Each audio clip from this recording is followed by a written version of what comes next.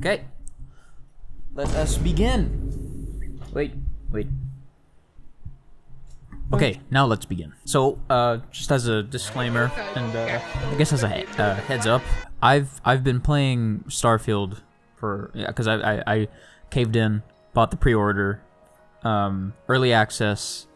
I've been playing for the past 5-ish days, and I've only clocked in about 24 hours in the game, which might sound like a lot, maybe to some of you, but in the grand scheme of Starfield, and as well as other reviewers and how much time they've put in, this is not nearly enough time to kind of give any review, let alone a good, really, like, first impression. I know some reviewers have put in 70 hours, some people put in 50 hours, 40 hours, and some people have 100% of the game already, which is crazy. I can't even, like, what the fuck? What, did you sleep? You know, are you okay? Do you have, how many eye bags do you have? And if you do have eye bags, are they thick? Are they small? You know, what's up? Are you good? Eat something, you know what I mean? But in any case, I do want to start by addressing kind of the elephant in the room, and that is exploration. Exploration is a big thing in Starfield, obviously, with so many different planets to explore. Over 1,000 planets, as Todd has said in the deep dive. But there's a lot, obviously, to explore.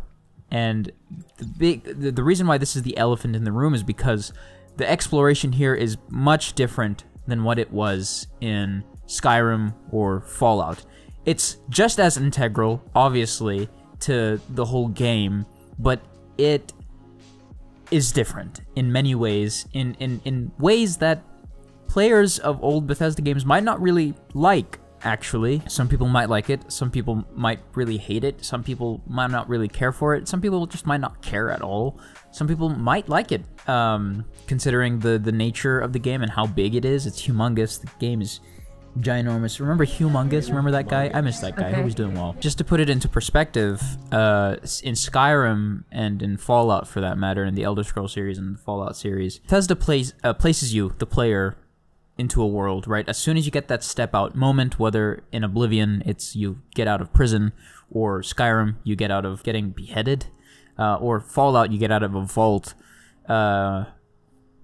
whatever step out moment that is, as soon as you get that moment, you're free to go wherever, and you're free to do whatever, right?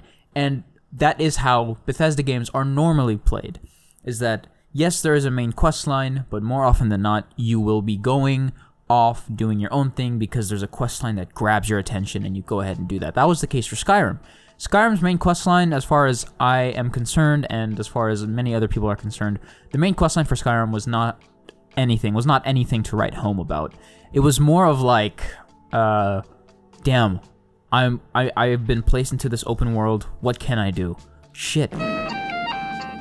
Dude, there's like there's a delve, there's a dungeon here that I can go into, there's a mine. Now let me go explore that. Oh shit, there's a dragon over there. Let me see if I can try to kill him. Oh, I died. Reload. What is that over there? Is that a waystone, starstone, whatever the fuck they call that shit? Like, what is that? Is that a cool sword? I'll go grab that.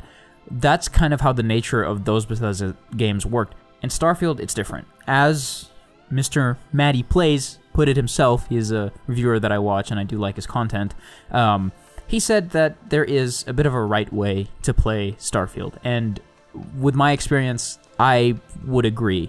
Bethesda almost wants and almost needs to hold your hand in Starfield. You kind of want and almost need to go through the main quest line, and if not the main quest line, one of the faction quest lines. It's because as soon as you get out, when you get that step out moment, which honestly there isn't really a step out moment in Starfield. I mean, there is, which it's like getting out of the mine in Sidonia on Mars. As soon as you get that moment, you're kind of left to your own devices in an entire galaxy to explore. That's huge. When you try to explore Starfield the same way you might have explored Fallout or Skyrim, the game is going to feel empty. It is going to feel almost lifeless. It's going to feel a little bit barren. This is where Bethesda holding your hand and wanting you to go through the main quest line and faction quest lines comes into play. When you do the main quest line, when you follow that main quest line, go around with Sarah Morgan or Sam Coe, or you do a faction quest line like Ryujin Industries quest line, I did that. These quest lines will take you around places that are relevant to the quest line, as well as introduce you to a plethora of different chance encounters and quests that you will automatically pick up along the way. And as you do these quest lines, your quest log will be filling up like it's nobody's business. It's crazy how many quests I picked up just by doing the Elysian Industries faction questline. Absurd. I did not expect it to fill up the way it did, but it did, and I'm happy that it did, because it made me feel like, okay, there's more to this game than I had initially thought. Another note about exploration is that, obviously, with how big the game is, Digital Foundry put it best, and I think they explained it the best. You're put in zones, not necessarily whole planets. When you fast travel to a place, which is something you do constantly, and it is really the only way to travel in Starfield is fast traveling. Okay, that's a lie. You can choose to fly around, but it'll take you a while to get to anywhere, really. There was the streamer slash content creator Alana Pierce, who it took her 7 hours to get to Pluto from wherever the fuck she was initially. She slept in that time. The fast traveling, I'm not bothered by it. What I am more bothered by is the amount of loading screens that you get within the game. There are a lot. Loading into different stores, loading into different cities, loading into different planets, loading into different parts of space, essentially loading into different zones. The game is cut up into different zones so as to keep player engagement higher. If Bethesda were to take an approach like No Man's Sky with the way Starfield is right now, it would be quite boring and empty. Luckily, or maybe not luckily, but the way they kind of went about it is that they placed zones in planets so that they can fill out a block of terrain, they can stretch it out, they can make it procedurally generated stuff, and they place handcrafted content in there. And that's where it comes into play. So they have handcrafted content that is procedurally placed as the player decides to land on a planet or what have you. And that way, when a player explores, it's not like it's just going to be lifeless. Because these zones have boundaries is the thing. Yes, you can explore a planet, but you can't explore the planet the same way you would explore Skyrim, or Fallout for that matter. Right, Skyrim, you get to explore a whole region of a continent, whether it's Skyrim or Imperial City or, you know, somewhere like that. Or in the case of Fallout, it's Boston. It's a whole city that you get to explore. Starfield, littered with zones. I mean, that's just the nature of the beast. You got zones, you gotta go to the zones. If they were to make everything big open planets, it would be really boring. Or maybe not. I don't know. I mean, you know, obviously, No Man's Sky, they do their exploration differently. But their stuff a lot of it is procedurally generated. Very little of it is handcrafted, and I think that's where the biggest difference is how much of it is procedurally generated and how much of it is handcrafted. You know, but Starfield is a Bethesda game through and through. There are a plethora of handcrafted moments and content within the game that comparably No Man's Sky just doesn't have that. But that being said, I would like to have seen a middle ground between the exploration that is in Starfield now and something like No Man's Sky. I think that would have pleased a lot of players. Obviously, the fast traveling works, and I think with the scope of the game, with the scope of Starfield, fast traveling is really the best option to choose when you go ahead and explore the game. Kind of tying into the whole idea of exploration, probably one of my favorite parts of exploration is the numerous amount of environments available to the player. Obviously, you have a ton of planets to go to, and with those planets, within different star systems that have a different gravitational orbit, you know, stuff like that. Gravitational orbit, is that right? I don't even know if that's right. It sounds like I'm just inflating the sentence with weird, cool, spacey words. The gravitational electronic magnetic field orbit of the planet around a red sun will be completely different than it is around a blue sun. No, but you know what I mean? You have these different solar systems, and they have different planets, and they have different environments, and that's where Starfield can look extremely beautiful and pretty. There are some planets out there that look absolutely incredible with fog that stretches out into the distance as if it were a blanket covering a bed. You have also cities like New Atlantis, which feels like a player-made city from City Skylines that Bethesda decided to drop the player in. It looks great, and the way the buildings stretch up into the sky and the way they stretch horizontally as well across the land. New Atlantis looks amazing. There's also Neon City, which is where the Elysian Industries faction questline takes place, and that's where I got the sense of Cyberpunk, but from a different timeline. It's the amount of diversity available to the player in terms of environments, in terms of city, is fantastic, and to be honest, it kind of feels like every time you go to a vastly different environment than the one that you were previously in 20 minutes ago, it almost feels like you're playing an entirely different game.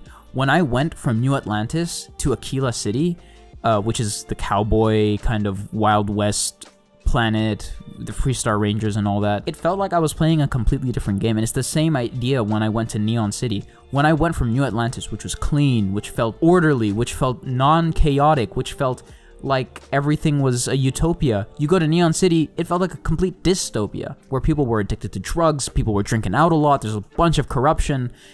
It felt like a completely different game, and honestly, I think that speaks quite a bit about how well Bethesda can craft different environments and make them still feel fitting in line with what is available in Starfield. You understand that this is a galaxy, therefore there's going to be so many different types of environments, so many different types of people, so many different types of political turmoil going on, whether it's in a city like Neon or even New Atlantis, where things are a little bit much more cleaner than in Neon. But moving on from environments and exploration for that matter, I want to talk about resource gathering. I won't be talking about this too much because it's quite short.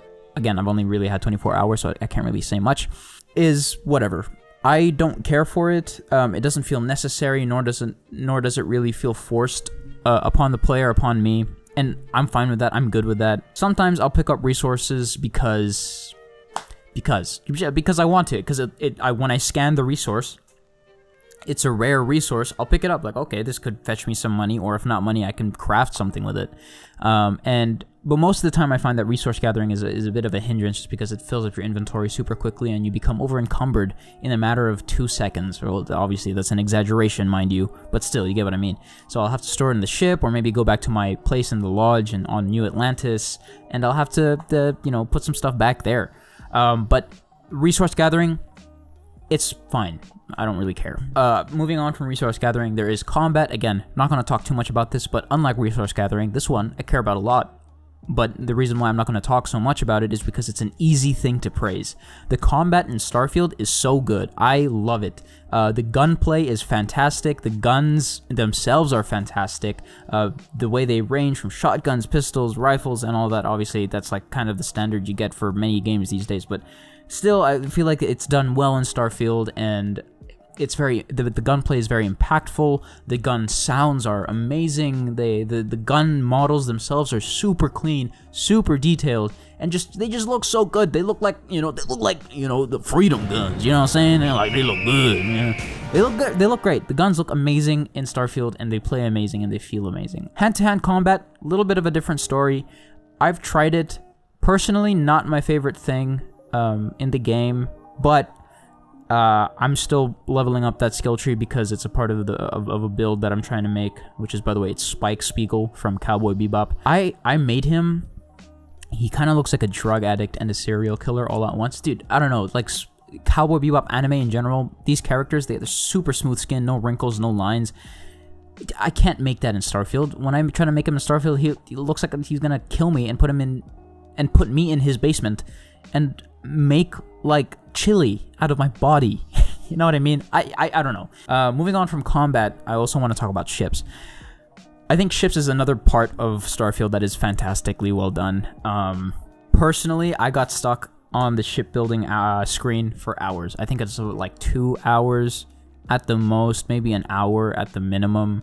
I was stuck on that screen solely because of the fact that I was so engrossed with trying to make my ship look a certain way and make it have certain functionalities that I would like it to have, like a storage for weapons, a place to display my weapons. I want that. I want my ship to be cool, obviously, and when I want it to be cool, I will take the time to make it look cool. It's, you know, simple as that. I think the shipbuilding is great. I think ship combat is great in Starfield. I love having to play around with the different ship systems. So if I wanted to grav jump out of a fight that I can't win, that I know I can't win, I love having to press the D-pad down on all my weapon systems and then put it all into the grav drive. And then I go into first-person mode, and then I choose a planet, I set a course to it, I grav jump, and as I'm grav jumping, I'm still getting shot at, I'm trying to escape, my shields are going down, the screen is turning red slowly. As I get shot more, the red closes in onto the center of the screen, and the next thing I know, I'm able to grav jump out of there, and I feel safe. It's fun. I love the ship combat, and when I can destroy ships on my own, that's also a fun time, because I have to think about, well, not think about, but you know, I have to destroy the ship shields with laser weapon systems, and then ideally I would take down the ship itself with ballistic weapon systems and or missile weapon systems. It's a lot of fun. Okay, the last thing I want to talk about is this one's a bit of a doozy. It's got a bit in there, but it's about quests and NPC interaction. This kind of ties into the stuff about exploration again. Ideally, you would go do the main quest line or the quest line of a faction. These help streamline the experience for the player so as to grab as many quests as they can, so as for the player to experience as much of Starfield as the game has to offer. Love the faction quest lines. I can really only speak for Elysian Industries as that's really the only one that I've thoroughly played through and I finished. I loved it. The writing was fantastic. You really get a sense for the corruption that goes on in Neon City, because that's where Elysian Industries takes place. It's in Neon City. You get a big sense for the corruption that goes on in Neon. You get a sense for the moral crimes, essentially, that these corporations commit so as to achieve an agenda, be it financial or some sort of tech that they want to build.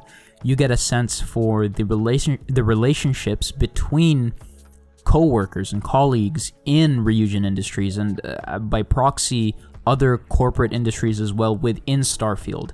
You get a sense for the corporate turmoil that just exists in general in Starfield.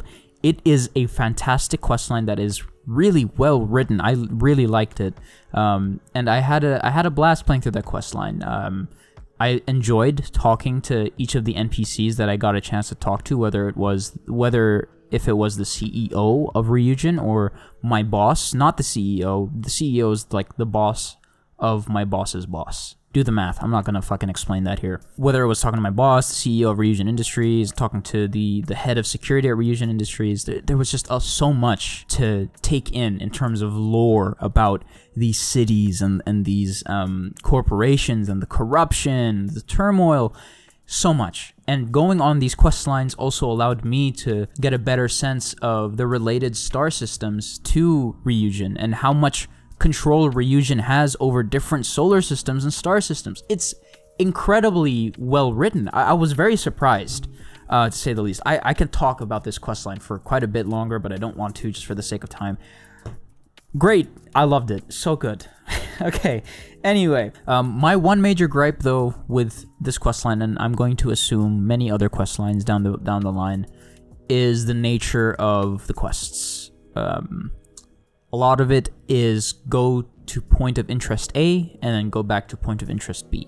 Do favor at point of interest A and then go back to point of interest B. And personally, don't mind it kind of, but it's par for the course right now for Bethesda, and that is overshadowed by the wealth and breadth of lore that you get from the questline. So much. Loved it. But outside of the Elysian questline so far, I've still found the writing to be good. I've had many chance encounters with tourist ships that have tourists on them, and they asked me questions as a captain. They asked me, is being a ship captain, is there a lot of love? Is there a lot of love involved with being a ship captain? Do you have a lover in one spaceport and then another lover in another spaceport? To which I replied, absolutely not. That's not how I roll. All right. Okay. These quests and chance encounters that are sprinkled throughout Starfield feature a range of moods, from aggressive, right? You might be stopped by a Crimson Fleet member who wants to destroy you, or maybe you have the bounty trait or the wanted trait and you have a bounty on your head and there's a bounty hunter after you. Some chance encounters are also lighthearted, like that tourist chance encounter that I had. Very lighthearted, and I really enjoyed it. It was very wholesome. You might even get some really philosophical chance encounters or small quests here and there. I stumbled upon a space station that had the NASA spacecraft Juno attached to it. And this spacecraft was displaying real photos from Jupiter and the moon, I'm assuming from the NASA website. Like, this is the legit NASA Juno spacecraft shit from real Earth lore and shit. But at this point in time, the year is like 2330 or something in Starfield. At this point in time, Juno is now sentient.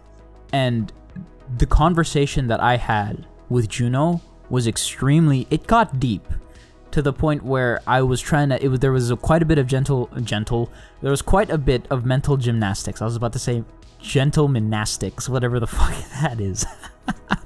But in any case, there was a lot of there was a lot of mental gymnastics going on between my conversation with Juno, and I loved it. It was super philosophical.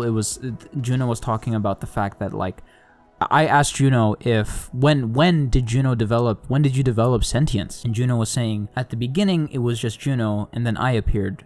Correction, I was always there with Juno, and Juno just happened to be there. Correction, I was always there from the beginning. And it was just crazy. It was a crazy line of dialogue that was really well written. Fucking loved it. It was super philosophical, and I love philosophy. It's great. Just to prove that I fucking love philosophy, I got a bit of a book here. You see this shit? The ABCs of the ABCs of scholastic philosophy. I don't know if you can even see that from your end. But this is the ABCs of scholastic philosophy, and right under this book, I've got a book about Christian philosophy. It's intriguing. But in any case, very, very well written. Loved it.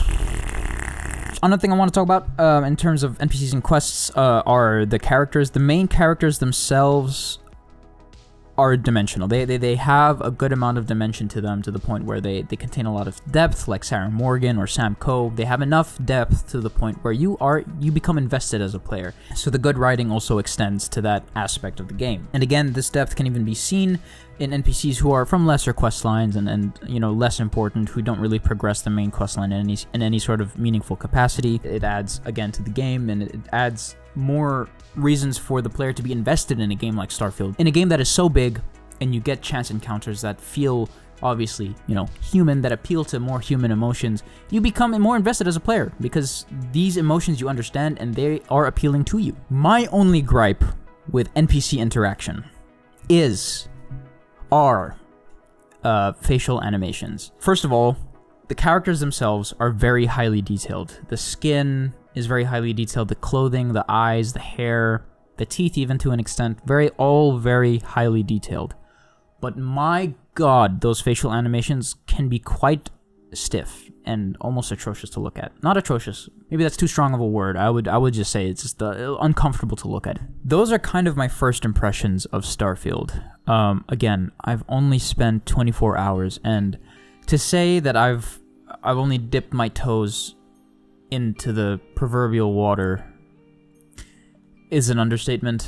I'm like barely touching the surface of the water. I'm touching the layer of air molecules that are above the water with my toes right now. So put that in your head. Picture that in your head. All in all, even though there are things that I definitely don't like about Starfield, I think it's a great time. It's a Bethesda game through and through, and I am addicted. I am addicted to this goddamn game, and somebody's got to help me, man. I haven't seen the light of day. This is a fake light. No, I'm kidding. This is light from the window, so it's real. But imagine, it's fake light and I haven't seen the light of day for dramatic effect. In any case, I love it. I love the game. I'm addicted to it, and even though there are parts I hate about it, it's a Bethesda game through and through, and that's one thing I love. Let me know, again, down in the comments if I've forgotten anything. Maybe you want to mention how your experience is going. Let me know. I am quite curious, one might say, but please, let me know. And again, please feel free to like and subscribe. It means a lot to me that you guys watch the video. Obviously, there's so much content out there regarding Starfield, let alone content in general on YouTube, and the fact that you clicked on this video, it tickles my heart in a way that I cannot explain. So thank you. I'll catch you guys on the next one. See ya.